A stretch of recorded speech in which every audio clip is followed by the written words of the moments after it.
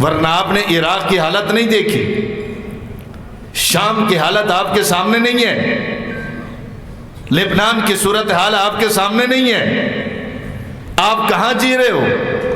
آپ social media نہیں دیکھتے، آپ کو حقائق کا علم نہیں ہے، آپ یہاں محمدی مسجد میں نماز پڑھ رہے ہیں، یہ ویسے ہی سکون سے پڑھ رہے ہیں۔ کیا ہو گیا؟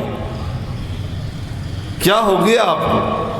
شام میں مسلمان ہم سے کم تھے، عراق میں ہم سے کم تھے، آج شام میں کوئی سنی اپنے بچے کا نام عمر نہیں رکھ سکتا، آج عراق میں کوئی اپنی بیٹی کا نام عائشہ نہیں رکھ سکتا۔ یہ کہانیاں نہیں ہیں، یہ وہ حقائق ہیں جس کا انکار کوئی نہیں کر سکتا۔ کیا آپ نے شام کے اس سنی کا انٹرویو اور فریاد آپ نے نہیں سنی جو کہہ رہا تھا کہ میری بچی کو اس لیے مار ڈالا گیا، چھوٹی سی بچی تھی 10 سال کی، کہا اس کا نام عائشہ تھا۔ اور یہاں جو مدارس مساجد آباد ہیں ویسے ہی ہے، ایرانی انقلاب ویسے رک گیا ہے؟ نہیں، شام میں یہ صورتحال اس لیے ہوئی کہ وہاں حق نواز نہیں تھا، عراق میں یہ صورتحال اس لیے ہوئی کہ اس میں حق نواز نہیں تھا۔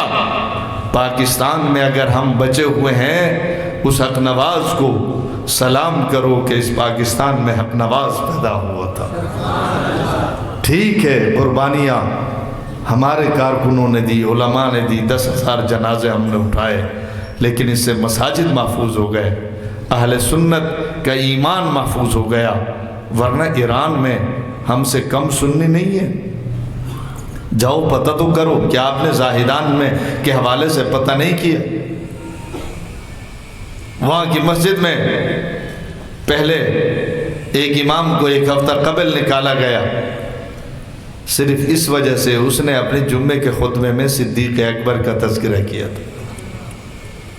میرے بھائی دیکھو، ہم آپ سے مانگتے کچھ نہیں ہیں، لیتے کچھ نہیں ہیں، بس ہم چاہتے ہیں کہ صحابہ کا تذکرہ صرف مسجد میں نہیں، مدرسے میں نہیں، گھر میں بھی ہونا چاہیے۔ آپ کے لیے ہمیں کوئی فائدہ نہیں، ہمیں فائدہ یہ ہے کہ اجر ہمیں ملے گا، ورنہ دنیاوی کوئی فائدہ نہیں۔